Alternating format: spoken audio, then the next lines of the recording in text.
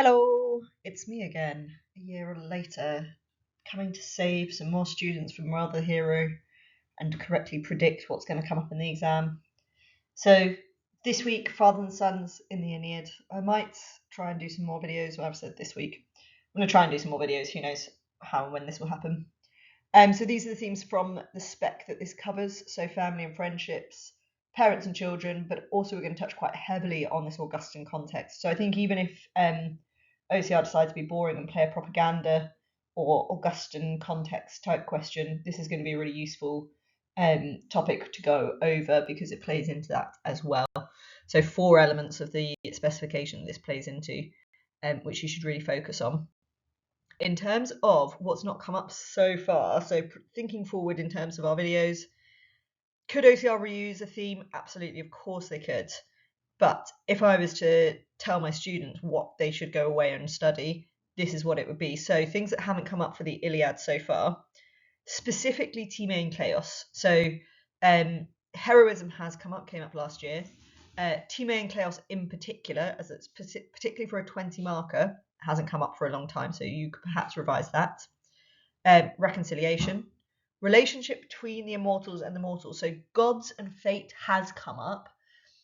What we're thinking of particularly is that relationship between the mortals and the immortals hasn't come up.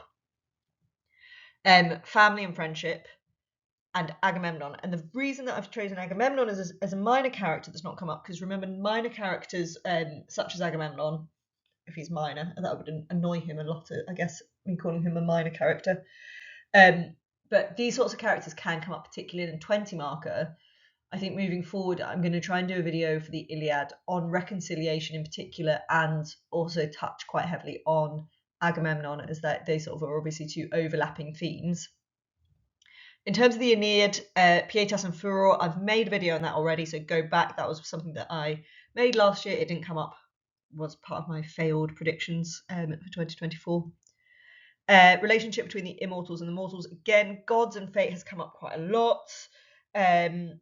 The goddesses came up in particular for the Aeneid. So perhaps this wouldn't come up, but the sort of, I guess, the relationship, again, it's about that relationship between the 2. Relationship between men and women. Reasons I don't think that might come up would be because women has come up quite recently again. Children and parents, which is obviously what I'm going to do. And then the reason that we're focused on this is minor characters that haven't come up yet, that haven't been specifically asked about. People like Ascanius, Pallas, and Evander, who are obviously all play into this idea of fathers and sons. I think something else that could come up would be something along the lines of like lost youth and young men. That could also come up as a potential sort of 20 or 30 marker. So let's dive straight in. Augustan context. So this is going to be really, really important for this particular theme. Augustus, he had a huge chip on his shoulder about being adopted. So he was obviously using the Aeneid, perhaps potentially as a way of legitimating his rise to power, his claim to the top throne in the Roman Empire. Obviously, he had to fight Mark Antony in the Civil War for this, and his only claim to fame was that Julius Caesar had adopted him, and also Augustus has to justify the murdering of the conspirators that killed Julius Caesar as well. He has to make that seem like that was a good PR campaign and not a terrible one for having sort of slaughtered people. Augustus, he's got this problem for himself that he doesn't really have his own heir. Essentially, everyone that he keeps choosing keeps dying, unfortunately for him. So he's gone through Gaius, he's gone through Lucius, he's gone through Marcellus, he's gone through various other people to try and have an heir, and we're going to touch on that in book 6. Obviously, he eventually decides on Tiberius, but he doesn't really want Tiberius. He wants Germanicus, but he chooses Tiberius anyway. Then we've got the law of sort of your blood's father, the jus sanguinis paterni. So this was a Roman law through which Roman citizenship would come down through your father's line. So essentially, whoever your mother was, it didn't really matter. Nobody really cared about women. Nobody really cared about mothers in the Augustan world. When it comes to preserving good, clean Roman citizenship, a pure bloodline, that you're focused on the father, and that's the important part here. And obviously, contextually, we're in the aftermath of the civil wars. We've had the civil wars of both Julius Caesar and Pompey, and we've had the aftermath of Augustus and Mark Antony's civil war. Lots of men had recently died, and so honouring your father and honouring the male bloodline is going to be really, really important in the mind of the audience at this point. So let's dive in to our first triple A of fathers and sons. So we've got Aeneas, we've got Anchises, his father, and we've got Ascanius, his son. Loads of people, a really common mistake in exams is messing this up.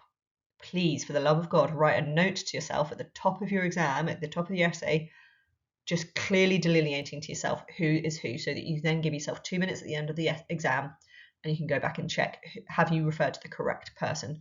Because otherwise you look like you don't know what you're talking about, and that's a real shame. So there are some key books in which these father-son themes come up. So in book 2, we've got, obviously, Aeneas refuses to leave Troy without his father, and indeed when he sees Priam being killed, the first thing that comes to his mind is his father, and that's the reason that he goes back home. Then the thing that convinces both him and his father that they should leave Troy is that his son's head catches fire. This is important because it's symbolic of the fact that he is the future light of the Roman Empire. So this is a symbolic thing that they both interpret correctly, which also shows that that sort of ideal of piety runs through the male line, which is then, we see that very nicely through that image of them leaving Troy together. If you remember, we've got sword in right hand of Aeneas, his son in the left hand, his father on his shoulders, his father carrying the household gods, the Penates, his wife far behind. We don't need to worry about the women in the line, but we're going to interpret that as Aeneas, he is carrying, he is burdened by his past, he is burdened by the honour to his gods, and he is leading the future of Rome through his son out of the ashes of Troy. So that is a very powerful image that we're going to come back to in just a second. We also have Creus's final words. Her final words to him: "Do not fail in our love for your son." So we have that focus on the son, that is her final parting words as her ghost at the end of book 2. Obviously, that then comes up again. In book 4, we get this image of the father and the son that encourages him to continue on his later journey. So as he goes to Dido and says, "I need to leave," he says, "I'm being haunted by images of my father in my sleep. I'm being haunted by the idea that I'm robbing my son, and this is the reason that I need to go." It's also the gods. We get, in book 4, we get the Father, the Son, and the Holy Ghost that Aeneas gives as a reason to Dido for moving. He's haunted by his father, he's haunted by his son, he's haunted by the gods that tell him to go as well. Book 6, we see this as the sort of embodiment of filial devotion. So his descent into the underworld, he describes it to Aeneas as this dark and miserable, horrible place. He is not enjoying being there. This isn't a fun trip for him. But when he sees Anchises, Anchises says, "I never doubted that you would come to me." So Anchises has this absolute faith and in Aeneas's filial devotion, that son devotion. And so this journey into the underworld, this scary, terrible, costly journey into the underworld, is worth it, and it is a symbol of Aeneas's devotion to his father. We then obviously see the parade of the heroes, his future descendants, including his son, Silvius, who he won't see, who will be born after he's dead. And this is a symbolic as well of the fact that your son's, your bloodline is something that continues after your death. This is how Aeneas achieves Kleos. This is his sort of immortal afterlife, after his death, glory that happens through his son Silvius. So that's an important part of being shown this. Obviously, all of this also motivates him going forward. This book 6 is a pivotal book where he finally puts the past behind him. He looks forward to the future where he has to fight these wars. We also obviously end book 6 on the death of Marcellus. Marcellus was one of Augustus's heirs. He's one of the ones that he was chosen. He died at just 19 years old. He was the son of Octavia, Augustus' sister. Supposedly Octavia fainted during this reading of book 6. Book 6 is left on this notion of, well, there is no heir, there is no future, there is a big question mark over the Augustan line. If you've got a propaganda essay, that's something that I would make a lot of meat over, because that is a question that Virgil leaves us with in book 6, and obviously he leaves through the Gate of False Dreams as well. In the second half of the book, we see Ascanius takes on a leadership role. We see more of Ascanius. So in book 9, when Augustus is not there, it gives Ascanius this opportunity to step up and be his son's father, his father's son. That makes more sense. His father's son. So Ascanius takes on a leadership role when Nisus and Euryalus come to him and say, we've got this plan. Ascanius says, this is what I'm going to give you. I'm going to give you loads and loads of geras, and I'm going to give you friendship. And so that's him making a leadership decision. That's an important part of him growing up and becoming a man. We also see in book 9, he gets his first kill. I would definitely recommend that you read the start to your Aeneid. David West makes a lot of this moment where he kills a Latin who is taunting the Trojans, and Ascanius manages to kill him with his bow and arrow, and then Apollo comes down and says that's enough, and the elders pull him out of war because he must be preserved for the future. So he's become a man, he's good, he's ticked that box, he's made his first murder, and now he must be preserved for the rest of time, and he listens to his elders and he listens to the gods and he steps back. We also get that in book 12, Aeneas, before that moment that he goes back into battle, so in book 12 he's been wounded in the shoulder, he's raging, he's not healing, and the gods eventually heal him, and before he goes into battle he stops and he sees his son. And we're going to go into that in more detail, but it's important to note that before he goes back into battle, he makes sure to say goodbye to his son. That should remind you of Hector in book 6 of the Iliad. I nearly forgot that. In terms of that image of the Aeneas bloodline leaving Troy, we get a quote from Edwards. Catherine Edwards talks about how this is an archetypal representation of Pietas, which is as important to Augustus as it was to Aeneas. Augustus wants people to see him as Aeneas in that particular image, and that's what Edwards says. There's a bit of scholarship for you there. Moving on, we've got other father-son couples. One of the key ones in the second half of the poem, of course, is Pallas and Evander. So in book 8, we see that we have this xenia throughout the generation. So the reason that Evander is so nice to Aeneas is the fact that Anchises, his father, had come to visit, and Evander had known him as a boy. And so this shows the importance of fathers and sons sort of being the best for themselves, so that their sons can then be welcomed into various environments when they're older. It's sort of setting this good example and being constantly like representing your family line. And that xenia has also clearly transcended something massive like the Trojan War, right? So Evander, a Greek, Aeneas, a Trojan, they should be enemies, but before the war, their fathers were friends. Evander was friends with his father, and so after the war, they're also going to be friends. So this shows that wars are temporary, and there should be reconciliation afterwards. This is really important, a really important message for an Italy that has just come out of civil wars, of saying, look, we can be friends before the war, we can be friends after the war, we should reconcile at this point. And that's done through this xenia as well. And that's shown in book 8. We also see that Evander wants Pallas to be taught by Aeneas. We're going to go into that in more detail in just a second. This is a key role where Aeneas takes on this pseudo-parent figure for Pallas. And obviously we see this hugely laden with tragic irony, Evander's wish to die if Pallas is going to die. So this idea that a father should not outlive his son.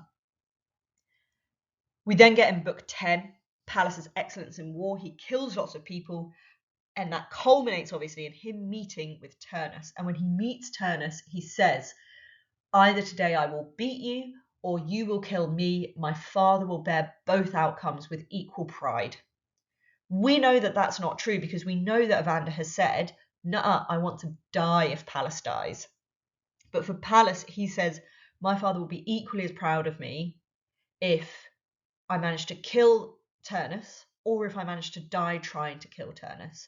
And so this shows the sort of the burden of expectation that men are carrying around between these father and son relationships. Obviously, we then also get Aeneas's rush of shame and vengeance. So when he hears about Pallas's death, he suddenly has this like flashback moment where he sees the guest's table flushing before his eyes. He sees Evander's right hand, and he goes into a manic craze in book 10, fueled by this guilt over Pallas's death. He then sort of channels that more productively in book 11. He gives a huge funeral procession for Pallas. He has 1,000 chosen men from every rank that proceed with Pallas's body to Evander. He wants to give him an absolute hero's welcome. He couldn't give more for Pallas, and this is fueled by guilt, but fueled by honour as well, as if he's sort of losing his own son here. And we're going to keep picking apart this like pseudo father-son relationship as well between Pallas and Aeneas. Evander also takes comfort in his fighting prowess, and he uses the future tense, which is really important. He says, eventually, the fact that you killed lots of people will bring me comfort. It doesn't right now, but it will bring me comfort. And so Pallas's excellence in war, the fact that he laid loads of Rutulians dead, Evander is able to acknowledge, yeah, look, I will find that comforting in the future. And so again, it does almost show that Pallas was right in that Evander will be happy with the fact that he died fighting, and fighting really, really well. That also obviously secures the Pact of Vengeance, which is going to become fulfilled at the end of book 12. Then we have a not so nice father-son couple, Mezentius and Lausus. They come up in, first of all, they're introduced in book 7 in the Italians' Parade of Heroes. So we get the Parade of Heroes of all of the Latins being drawn up at the end of book 7, and all of Turnus's men. We have Mezentius and Lausus. We get an introduction to their characters. They're both introduced as sort of good fighters, but we get this almost subversion of patronymics, because Lausus is described as deserving of a father better than the one he was given. So normally, obviously, we get patronymics where we would say Lausus, son of Mezentius, and Lausus would brag about all the things that Mezentius had done, in the same way that we have with Aeneas and Ascanius and Evander and Pallas. They all are proud of their fathers. But with Lausus, we get this subversion of that. And that is done to highlight the lack of father-son relationship there, and also to highlight the importance of the father-son relationship. In book 10, obviously, Lausus, even though his father is, he deserves a better father than the one he was given, he was still devoted to his father, and he goes in and defends him, even though he's super lightly armed. And that's what eventually kills Lausus. We get this subversion of the natural order of death.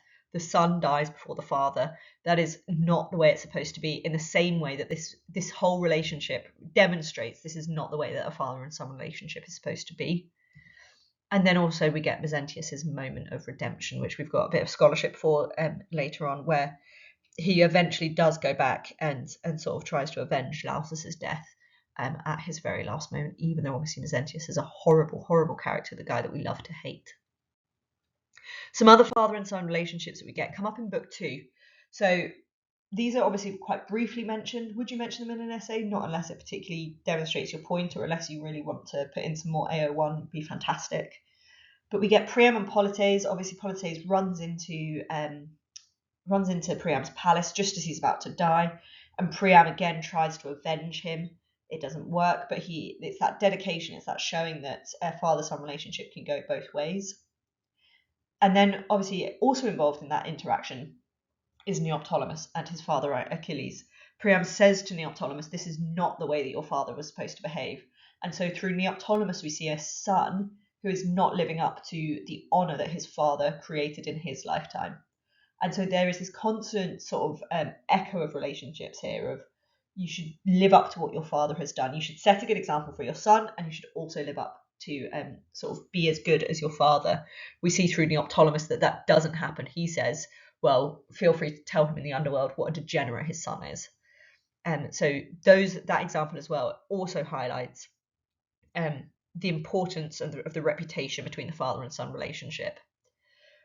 Something that fathers and sons are supposed to do is obviously this sort of teaching and learning. You're supposed to learn how to be a man through your son. And this is where we get this through Aeneas and Pallas' pseudo father-son relationship. Evander had a son too late in life. So he's been unable to take his son into battle and show him how to be an amazing son. And as a result of that, he has to pass that responsibility on to Aeneas. And he says to Aeneas, let him be hardened to the rigors of war under your leadership. Let him daily see your conduct and admire you from his earliest years.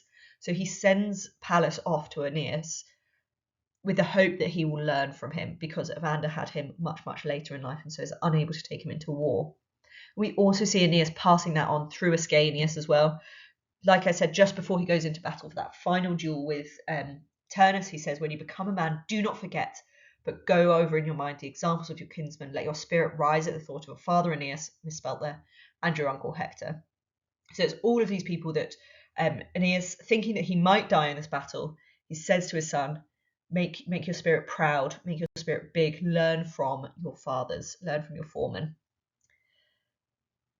So in terms of some scholarship, so we have David West, he says regarding Mezentius that Virgil had not the heart to let the villain die a villain.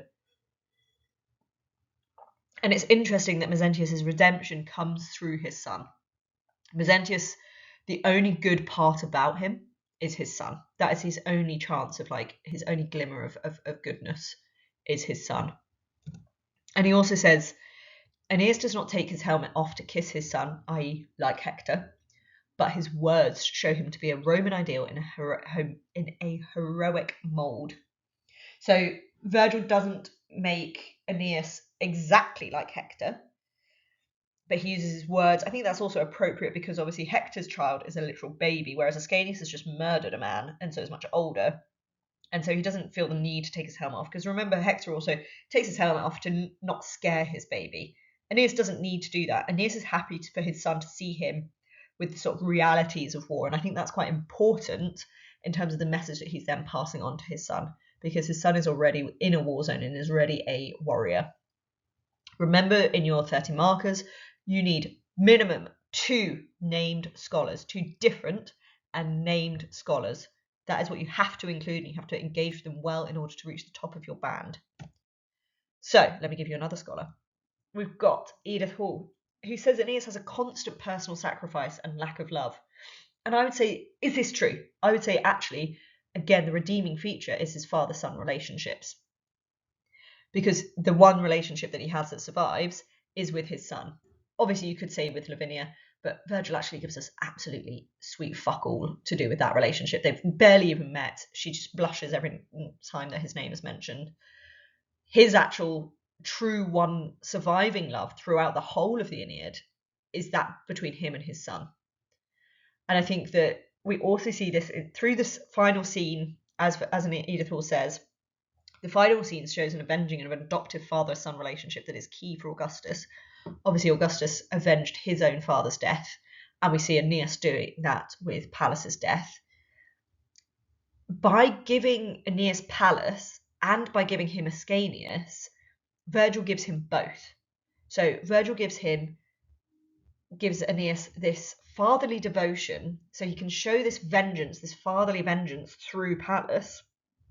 But he can also show this fatherly care and the future of his bloodline through Ascanius and later through Silvius, who he won't get to raise.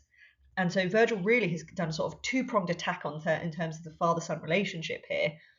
And I think that's the beauty of this relationship with Pallas and the beauty of this relationship with Ascanius, and that truly is the one relationship that goes throughout the entire poem. And that shows how important it was, not only to the Roman mind, but also obviously to Augustus. So make sure you mention it if you got an essay on this. Goodbye.